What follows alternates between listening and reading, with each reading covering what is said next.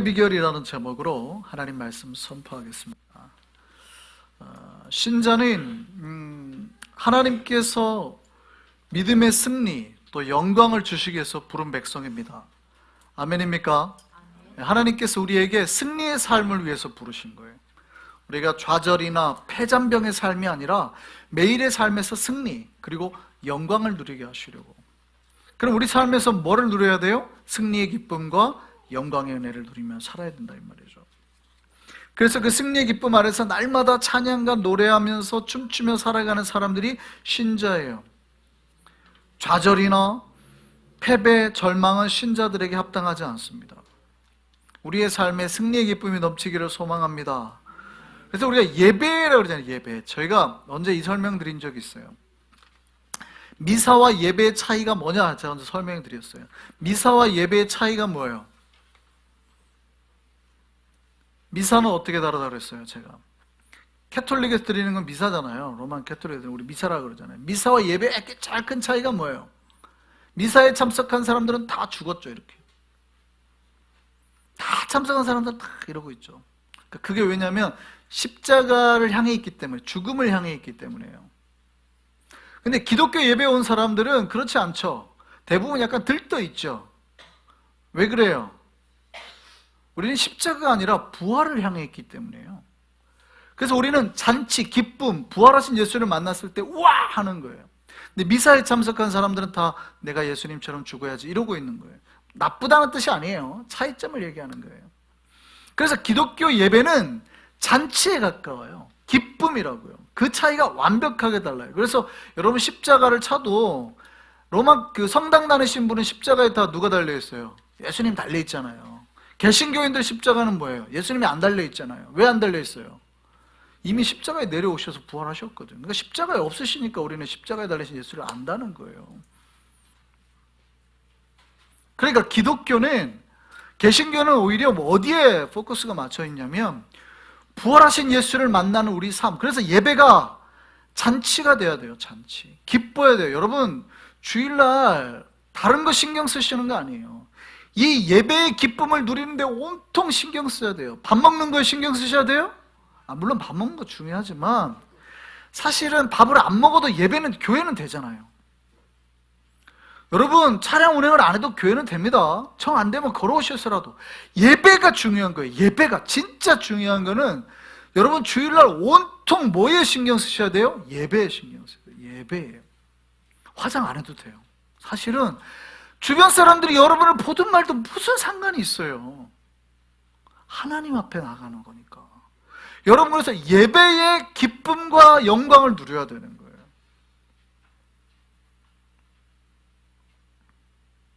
이게 우리의 힘이거든요. 느헤미야가 이스라엘 백성들이 이렇게 말했습니다. 주일날 어떻게 보내야 되느냐? 느헤미야 8장 10절 말씀 한번 보시죠. 느헤미야가 또 그들에게 이르기를 너희는 가서 살찐 것을 먹고 단 것을 마시되 준비하지 못한 자에게 나눠주라. 이 날은 우리 주의 성일이니 근심하지 말라. 여호와로 인하여 기뻐하는 것이 너희의 힘이니라 하고. 느헤미야가 뭐라고 그래요? 이 날이 무슨 날이에요? 주님의 날이죠. 주님의 날. 그러니까 이 날은 잔치의 날이니까 근심하지 말라는 거예요. 얼마나 근심이 많아요. 걱정이 많아요. 여기 사람들 근심 걱정이 더 많았어요. 느헤미야 시대 사람들은. 이제 막 이주를 해왔단 말이에요. 바벨론에서 다시 돌아와가지고 집도 없고 뭐 세울 것도 많아요. 이제 막 정착해가지고 아무것도 없거든요. 그러니까 막 주변에 외세가 언제 올지도 모르고 강도들이 언제 들이닥칠지도 모르고 걱정이 많아요. 진짜 걱정이 많아요. 삶에. 그러니까 주일날 왔는데 표정이 좋아요, 안 좋아요? 안 좋은 거죠.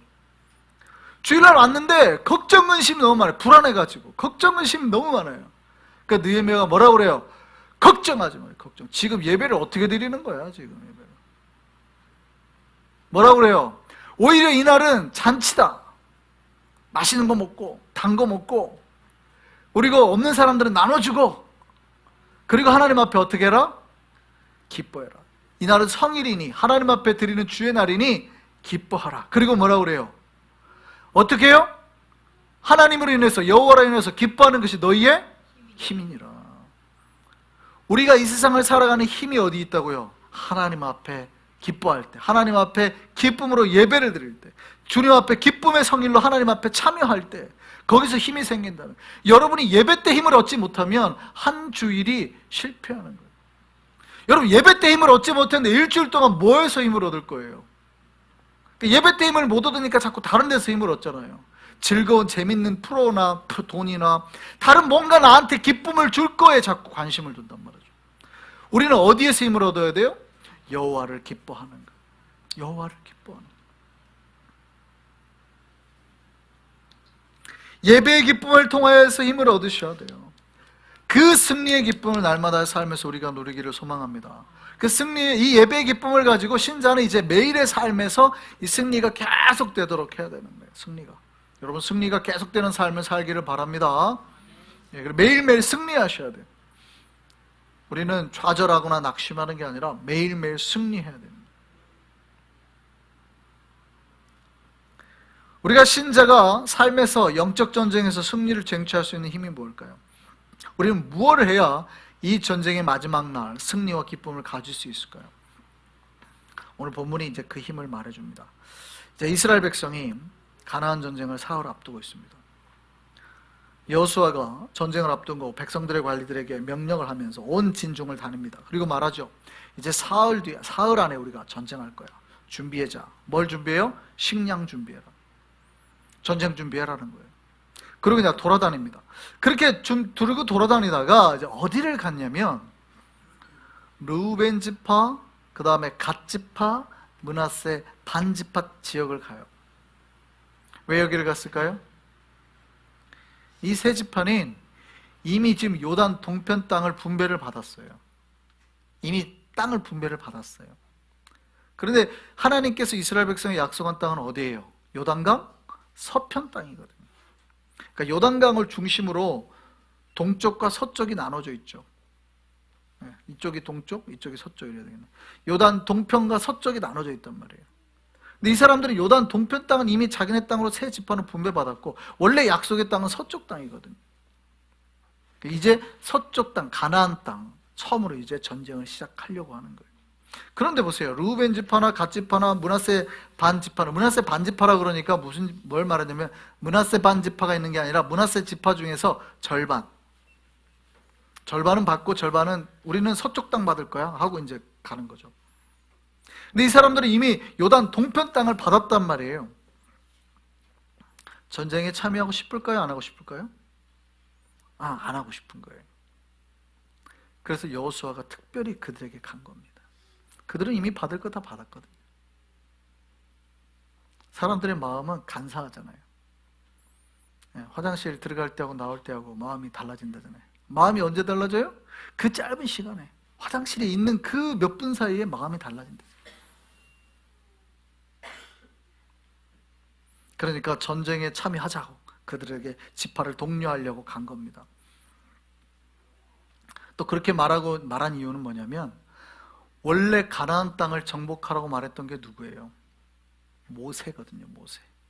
지금 여호수아가 자기가 리더가 되고 처음으로 시작하는 전쟁이에요. 자, 가나안 땅을 정복해야 된다. 누가 말씀하셨어요? 하나님 말씀하셨어요. 근데 그걸 누가 전달했어요? 모세가 전달했어요. 자기가 한 게 아니거든요. 그러다 보니까 지금 리더십이 불안한 거예요. 여호수아가. 이스라엘 백성 온 지파를 다 돌아다니면서 전쟁에 나가자 독려를 하지만 특별히 어디요? 가장 불안한 르우벤 지파, 갓 지파, 므낫세 이 반 지파를 찾아가서 꼭 전쟁에 나가야 돼요. 그렇게 말하는 겁니다. 그들이 자기를 잘 따라올 수 있을지 확신할 수 없었거든요. 그래가지고 말하는데 그때 이 세 지파가 뭐라 그래요? 그 세 지파가 이렇게 말합니다. 여호수아 1장 우리 16절 18절 말씀 한번 보시죠. 같이 한번 보겠습니다. 그들이 여호수아에게 대답하여 이르되, 같이 크게 읽습니다. 시작. 그들이 여호수아에게 대답하여 이르되 당신이 우리에게 명령하신 것은 우리가 다 행할 것이요 당신이 우리를 보내시는 곳에는 우리가 가리이다. 우리는 범사에 모세에게 순종한 것 같이 당신에게 순종하려니와 오직 당신의 하나님 여호와께서 모세와 함께 계시던 것 같이 당신과 함께 계시기를 원하나이다. 누구든지 당신의 명령을 거역하며 당신의 말씀을 순종하지 아니하는 자는 죽임을 당하리니 오직 강하고 담대하소서. 여러분, 전쟁에서 제일 중요한 게 뭔지 아세요? 리더의 말을 따르는 거거든요. 리더의 말. 여러분, 몽골 제국이 1200년경에 지금까지 전 세계에서 가장 넓게 땅을 차지한 나라가 몽골이잖아요. 그러니까 유럽을, 아시아에서 유럽을 공격해가지고 정복해서 그 땅을 먹은 나라는 몽골밖에 없습니다. 지금까지 러시아가 전 세계에서 전쟁해갖고 진 나라는 몽골밖에 없습니다. 몽골이 그렇게 무서웠잖아요. 그러니까 아예 쑥대밭을 만들고, 호라즘이라는 나라가 있습니다. 이슬람 나라죠. 아예 그냥 다 쑥대밭을 만들고 거기 백성들 다 죽여버리고 풀밭을 만들어버려요. 말을 먹이는. 그리고 어디까지 나중에 전쟁하게 되냐면 폴란드까지 전쟁하게 됩니다. 폴란드. 그러니까 러시아 이미 다 치고 러시아 성을 다 점령하고, 러시아 뭐 몇 개 공국이라고 있는데 그걸 다 무너뜨리고 어디까지 가냐면 폴란드까지 가요. 그러니까 유럽을 다 쳐버리는 거예요. 이슬람을 다 치고 거기까지 갔습니다. 그러니까 러시아가 무너졌다는 얘기를 들으니까 폴란드가 어떻게 해요? 걱정을 하니까 당시에 이 십자군 전쟁이 이미 6차까지가 끝났을 때예요. 그러니까 저는 몽골이 되게 무섭다고 보는 게 뭐냐면, 이미 서구는 십자군 전쟁을 통해서 이슬람과 6번째 전쟁을 했어요. 전 유럽이 연합해서. 그러니까 이미 전쟁에 닳고 다른 사람이라는 거예요.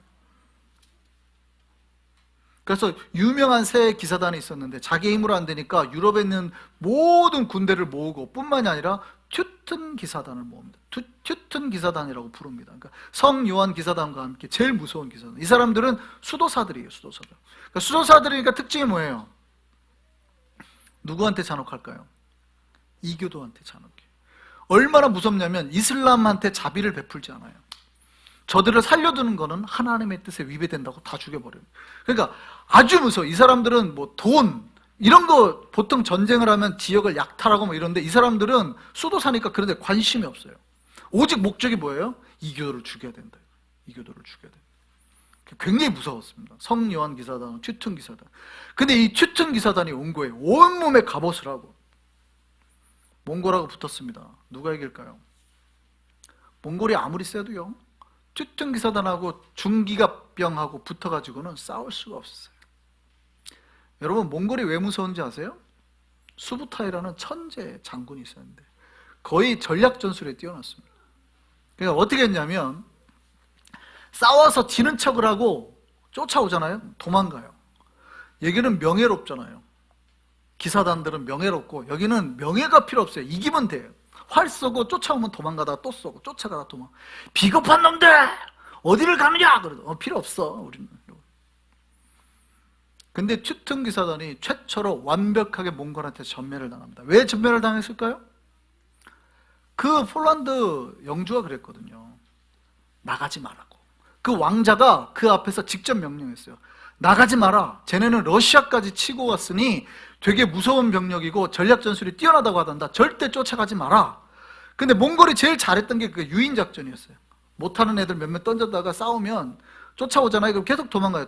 어디까지? 딱 포진해 있는 데까지. 그래서 갑자기 다 죽여버리거든요. 근데 이 튜튼 기사단이 말을 들어요, 안 들어요? 이교도를 앞에 놓고 물러나는 거는, 이거는 성직자로서 불가하다. 하나님 앞에 이거는 안 된다. 죽여라! 쫓아가는 거죠. 뒤에 석궁부대가 있었는데, 석궁부대는 걸어다니잖아요. 기사단들은 말 타고 다니고. 그러니까 막 쫓아간 거예요. 그러니까 몽골군이 싹 중기갑병이 들어와서 뒤에 있는 석궁부대를 다 쓸어버리고 포위해가지고 최초로 튜튼 기사단이 멸망한 거예요. 왜 그랬을까요? 힘세죠. 신앙심 좋죠. 의리 있죠. 명예를 지킬 줄 알죠. 근데 뭐를 안 들어서요? 순종하지 않았어요. 그 폴란드 왕자가 옆에서 제발 가지 말라고 소리를 치거든요. 안 된다고.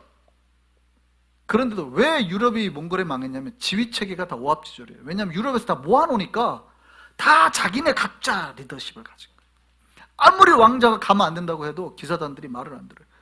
물러서는 거는 신의 뜻에 위배된다. 무조건 돌진해라는 거예요.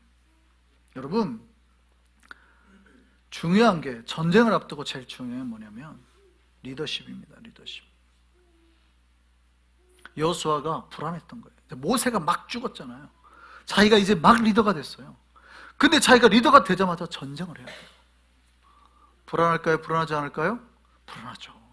근데 제일 불안하다고 본 사람이 본 지파가 어디예요? 르우벤 지파, 갓 지파, 므낫세 반 지파. 왜요? 얘네는 이미 땅을 분배받았거든. 그러니까 얘네는 전쟁을 안 하려고 그래요. 분명히 모세가 약속은 시켰어요. 너 그래도 가족들은 남겨두고 남자들은 다 와서 싸워야 되라고 약속은 했지만 여호수아가 보기엔 누가 제일 불안해요? 걔네가 제일 불안해요. 그러니까 직접 찾아간 겁니다. 니네 꼭 전쟁에 참여해야 된다. 근데 뭐라고 그래요? 이 사람들이 걱정하지 마십시오. 당신이 하는 말은 다 지키겠나이다. 당신이 명령을 우리가 다 행하겠나이다. 당신이 우리를 보내는 거에는 우리가 꼭 가겠나이다. 모세에게 순종한 것처럼 당신에게 순종하겠나이다. 누구든지 당신의 명령을 거역하면, 순종하지 않으면 죽임을 당할 겁니다. 걱정하지 마시고 담대하십시오. 힘이 날까요? 안 날까요? 제일 불안했어요. 이 세 지파가 제일 불안했어요. 여호수아가. 얘네는 말 안 들을 것 같은데, 전쟁 나가자마자 뒤에서 살살살살 도망 다닐 것 같은데. 그런데 가장 반대할 것 같은 사람들이 가장 적극적으로 참석하는 놀라운 일이 시작이 된 거죠. 가장 참석 안 할 것 같은 사람들이 목숨을 걸고 덤비니까 다른 지파는 말할 필요도 없죠. 왜냐하면 그 땅은 자기네가 취해야 될 땅이니까. 이 세 지파로 인해서 여호수아가 리더가 된 다음에 처음으로 시작한 이 전쟁에 아주 큰 힘을 얻고 승리를 하게 됐죠. 여러분, 전쟁에 우리 삶의 승리의 비결이 누굴까요? 이스라엘 백성이 가나안 땅에 승리할 수 있었던 비결이 뭡니까? 여호수아에게는 동역자들이 있었다는 거예요. 동역자. 이 동역자들이 목숨을 거는 동역자들. 우리가 순종하지 않으면 죽겠나이다. 목숨을 건 동역자가 있었다는 거예요. 그러니까 여호수아 혼자 전쟁하는 게 아니잖아요. 여호수아가 돌진했는데 사람들이 됐어요. 이러면 어떻게 되겠어요? 이스라엘 전체가 여리고성 놓을 때 아무도 말하지 말고 들리지 말라는 말은 잔소리하지 말라는 얘기거든. 근데 그 전략 전술이 말도 안 되는 건데 아무 말도 하지 마 했는데 몇 번 도는 동안에? 13번 도는 동안에 아무 말도 안 했다. 가능해요? 이게 여러분, 여호수아 가나안 땅의 전쟁은 그 비결이 있어요. 승리의 비결이. 첫 번째 뭐예요? 여호수아에 함께하는 동역자가 있었다. 목숨을 건 동역자가 있었다. 여러분, 주님의 일을 할 때 그 교회가 영적 싸움에서 승리를 하고 그 선교회가 어떤 복음의 일을 감당해내려면 회장단 아니면 교회에 목숨을 걸고 함께 뛰어주는 동역자가 있어야 돼요. 리더가 소리를 칠 때 구경만 하면 안 됩니다. 목숨을 걸고 함께 걱정하지 마십시오 하고 뛰어주는 동역자가 있어야 돼요. 르우벤 지파, 갓 지파, 므낫세 반 지파는 실질적인 자기들의 이득이 없었는데도 목숨을 걸고 뛰었죠. 왜요? 약속 하나 때문에. 하나님께서 자기에게 땅, 또 요단 동편 땅을 받고 니네는 약속해. 서편 땅 전쟁할 때까지 참여하겠다고. 하겠습니다. 그 약속 하나. 모세에게 했던 그 약속 하나를 지키기 위해서 목숨을 걸은 거예요. 이런 사람들이 있으면 그 공동체는 승리할 수밖에 없습니다. 우리 한성의 백성들은 모두 르우벤 지파, 갓 지파, 므낫세 반 지파 같은 헌신과 노력으로 주님의 나라를 세워나갈 수 있는 위대한 종들, 동역자 되기를 소망합니다. 두 번째요, 여호수아가 말하는 승리의 비결이 있죠. 이제 우리가 여호수아서를 쭉 살펴볼 건데 제가 앞에서 말했지만 여호수아의 전쟁은 무슨 전쟁이냐면 힘 대 힘의 전쟁이 아닙니다. 영적 전쟁이에요. 우리가 복음을 증거할 때도 마찬가지입니다. 영적 전쟁이에요. 영적 전쟁에서 승리의 비결은 뭔지 아세요? 우리가 얼마만큼 하나님 말씀에 순종하느냐 안 하느냐. 얼마만큼 너희가 철저하게 순종하느냐 안 하느냐입니다. 그러니까 이제 하나님이 할례를 행하라 그러거든요. 그러니까 전략 전술로는 말도 안 돼요. 전쟁을, 여러분 할례가 뭔지 알잖아요. 남자들 포경수술. 여러분 군대 가면은 휴가 때 말고는 실제 포경수술 잘 못하게 하죠. 왜 못하게 합니까? 전투력 상실이에요. 그 개인적으로 하는 거 별로 좋아하지 않습니다. 군대에서는. 못 움직이거든요. 근데 전쟁을 앞두고 넘어가기 직전에, 요단강 넘어가기 직전에 전체 전쟁 나가는 사람한테 할례를 하라고 그럽니다. 여러분 같으면 이제 내가 목숨 걸고 싸우다가 전쟁해야 되는데 할례 하겠어요? 안 하겠어요? 안 하죠. 끝나고 한다 그랬죠. 끝나고. 하나님 백성 되는 건 맞으니까 내가 끝나고 할게요. 끝나고. 내일부터 전쟁인데 지금 전쟁하라는, 할례를 하라는 거 말도 안 되지.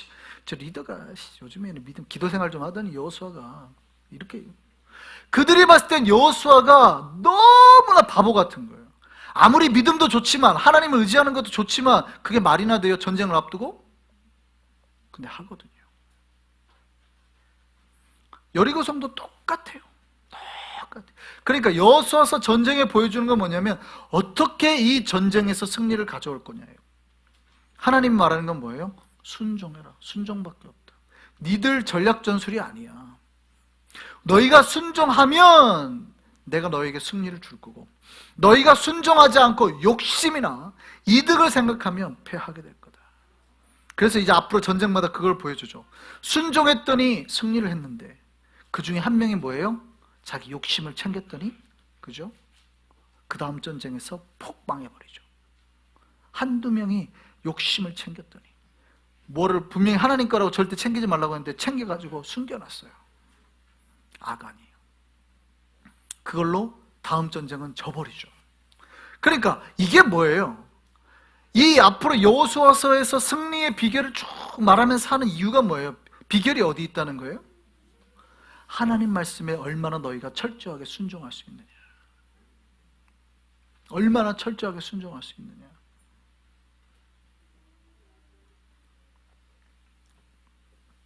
여러분, 우리 공동체가 하나님 앞에서 승리를 맛보기 원한다면 순종하는 공동체가 되어야 될 줄 믿습니다. 순종하는 공동체는 주님의 약속과 땅과 복을 누리게 되는 거예요. 순종하지 않는 자로 인해서 오히려 사역이 멈추고 실패하게 되는 거예요. 우리가 주님 앞에서 우리의 목숨을 아까워하지 말고 우리가 주님 앞에 충성하고 순종할 수 있는 주의 백성 되기를 소망합니다.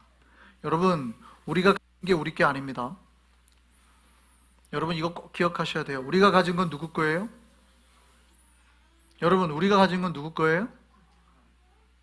여러분 거라고 생각하는 순간 더 이상 하나님께서 복 주기가 쉽지 않죠. 전쟁에 나아가 싸워야 되는데, 목숨 걸고 싸우자 했는데 자기 목숨이 무서워서 뒷걸음치면 전쟁할 수가 없죠.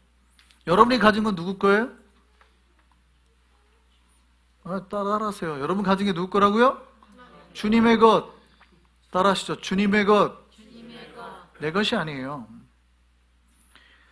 여러분, 만약 주님께서 지금이라도 여러분이 가진 것 다시 거두어 간다고 생각해 보세요. 여러분, 남는 게 하나라도 있을 것 같습니까? 여러분의 자녀, 여러분의 돈, 여러분의 건강, 여러분의 목숨까지 가져가신다 그러면 남는 게 하나라도 있을 것 같으세요? 제가 말씀드렸잖아요. 여러분, 죽음은 별거 아니라고요. 여러분이 오늘 밤 가서 주무세요. 주무시고 밤새 주무시고 그 다음날 아침에 눈을 뜨면 산 거고 못 뜨면 죽는 거예요. 그냥 죽음이라는 거는 잠의 연장이거든요. 그래서 성경은 항상 잠자는 자라 표현해요. 잠자는 자. 여러분, 별거 아니라니까요. 죽음이 그렇게 멀지 않아요. 매일 우리에게 잠자게 하시는 이유가 뭡니까? 죽음을 연습시키는 거예요. 네가 가진 게 네 게 아니라는 거예요. 우리가 하나님의 싸움을 하려고 그러면 반드시 여러분이 생각해야 되는 게 뭐냐면 여러분이 가진 거는 다 누구 거다? 주님 거다. 여러분이 가진 건 다 주님 거다. 여러분의 시간도, 여러분의 물질도, 여러분의 건강도. 주님 앞에 쓰는 거를 아까워하지 마시라. 왜 아까워하지 말라고 그래요? 주님은 다 반드시 어떻게 갚으니까? 100배로 갚으니까. 1000배로 갚으니까. 여러분은 여러분이 하나님 앞에 하나 드리잖아요. 물론 여러분이 계산기 두드려가면서 하나 바쳤으니까 10배로 주십시오. 이거는 아니죠. 이거는 아니죠. 그러나 하나님은 성경도 마찬가지고 한 번도 우리가 하나를 바쳤을 때 안 돌려주신 적이 없어요.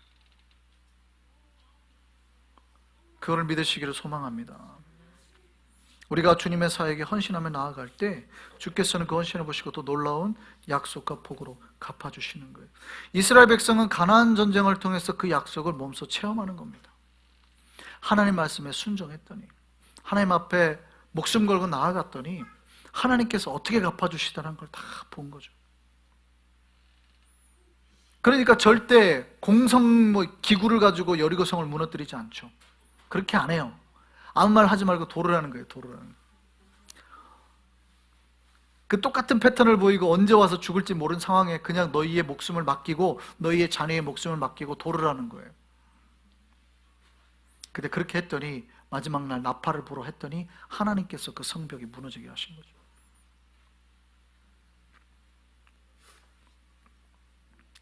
하나님께서 직접 이스라엘 백성에게 체험하라고 하는 겁니다.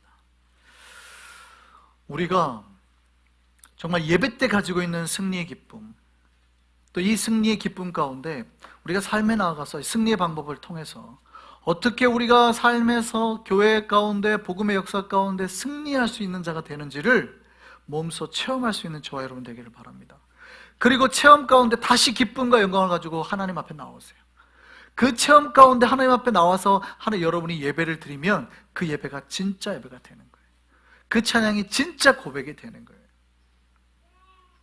그런 체험이 없이 찬양을 드리니까 찬양이 공허해지는 거예요. 깨달음이 없이 드려지니까.